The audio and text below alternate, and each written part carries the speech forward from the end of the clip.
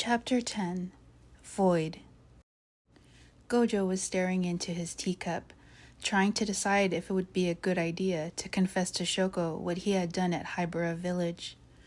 On the day of the incident, as the gossipers at school referred to it, Gojo had felt that something was off. Something in his gut told him something was wrong. That day, Gojo had tracked down Yaga and practically dragged him out of a faculty meeting to demand where Geto had been assigned. It had dawned on Gojo that it had been a while since he and Geto shared where each other would be on their separate missions. Gojo also realized how little they had talked to each other at all. Why hadn't he noticed how much they both changed after the assassination of Amanai Riko? Amanai had been killed right in front of Geto. Gojo never thought about what that was like for Geto. The two sorcerers were assigned to protect the young girl and transport her safely to the tombs of the Star Corridor. Their mission had gone awry, and Gojo was ambushed. Geto had no choice but to continue to bring Amanai safely to their destination. Amanai was a star plasma vessel and had to pledge to merge with Master Tengen to give her a viable body to survive in. Right before Amanai was going to fulfill her purpose, Geto shared with her about how he and Gojo agreed that if she didn't want to go through with the merger, they would take her back home. Gojo found out later that Amanai was going to return with Geto when she was assassinated by the same man who had attacked him. Gojo had been mortally wounded when he was attacked, but he had been able to survive by healing himself with reverse curse technique. It was something he had never been able to do before, and he was on an emotional high at this new skill he was able to master at such a crucial time. He was able to kill his attacker. Because of everything that happened, Gojo had never stopped to think about what it was like for Geto. He thought Gojo was dead. Geto couldn't save Amanai from being killed. And then, Gojo wasn't dead after all, but he was changed. Even more sure of himself and confident now with his refined powers. Everything became about him at that point, and he had neglected Geto. After Yaga confirmed that Geto was sent to Hybera Village, Gojo went to him. He felt like his heart was in a vice. He was thinking about all the things that Geto had probably been going through, and how Gojo had never acknowledged any of it. Gojo had been so preoccupied with his new abilities. Geto had somehow fallen to the wayside during this time. How long had it really been since they talked, shared a kiss, or been intimate? Gojo arrived on the outskirts of Hybera Village. Now that he was closer, he could sense the path that Geto had taken through the streets. His skin was tingling as he approached a large building that was in the middle of a parched field. This building was more of a giant shack made of stone and patched with wood. Then he heard Geto.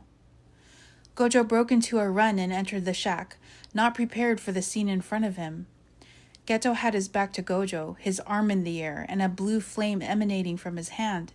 He was screaming something at a group of people huddling in the corner, and they were screaming back in pleading voices. Gojo was struggling to understand what they were saying, but that's when his eyes fell on the jail cell, at the two poor creatures in the cell. There were two little girls clutching each other in terror, their skin mottled with old and new bruises, scrawny, poorly dressed. The girl with brown hair had a black eye that was swollen shut, and the blonde-haired one had scrapes and scabs on her face. Gojo went to the cell and used blue to break the lock. The girls backed away from him and held each other tighter. "I promise, I'm here to help you. I'm going to let you out. But I want you to hide by that tree that's in the corner of the yard, okay? I promise I'm going to help you. Wait for me there." Gojo bent down to seem less threatening and tried to use as gentle but urgent a voice as possible. He straightened up and backed away from the open cell door.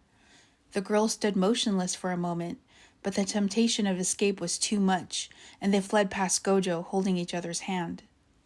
This commotion caused Geto to look over his shoulder, and his eyes grew large when he saw Gojo. "They wanted me to kill the girls," Geto screamed, turning back to the people he had cornered. One of the men in the group screamed back, "They're evil beings who brought misfortune and death to our village." "Shut up." Geto raised the flame in his hand even higher. Suguru, Gojo addressed his friend. Hold on and tell me what happened. The girls have cursed energy, but they've done nothing wrong. They're kids. They're just kids. Geto's voice was thick with emotion. Gojo approached Geto slowly until he was even with him. He eyed the group of adults huddling in the corner. They had grown silent, probably thinking Gojo was going to attack Geto and save them.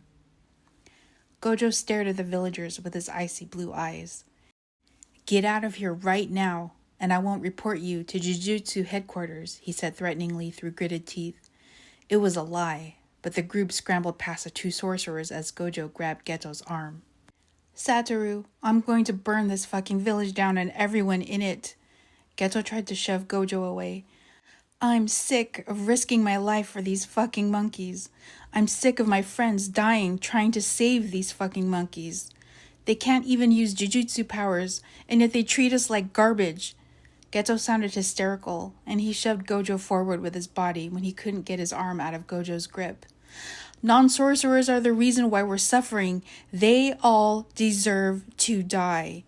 Geto screamed hatefully, and the flame in his hand flared large enough to touch the roof of the jail. Gojo finally turned his strength on Geto and tackled him to the ground, straddling him.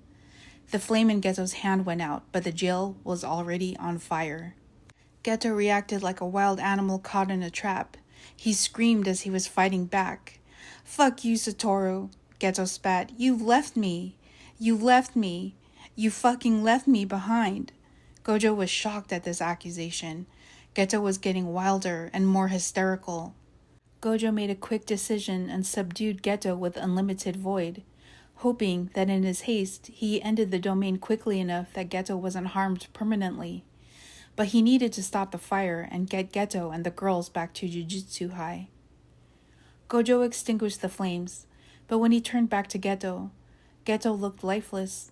His head was turned to the side, and his black hair lay loose like ink spread on the ground. His eyes were wide and unblinking. His mouth hung open. His arms and legs were limp. Gojo's heart dropped. What have I done?